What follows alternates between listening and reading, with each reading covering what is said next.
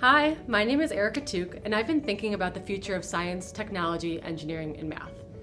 If you're involved in education, there's a distinct possibility that your district began weaving STEM, STEAM, or even STREAM initiatives into your school's change fabric.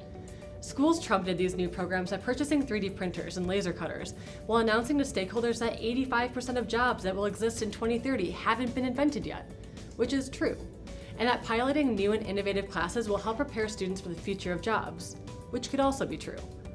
While STEM programs may help attract students to the world of robotics, coding, and problem solving, my question is, what do the children look like in your classroom?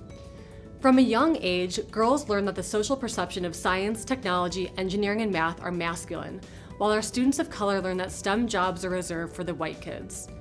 Part of the problem lies in how we present STEM opportunities to our students. Our world is incredibly diverse, and our STEM classes should be too.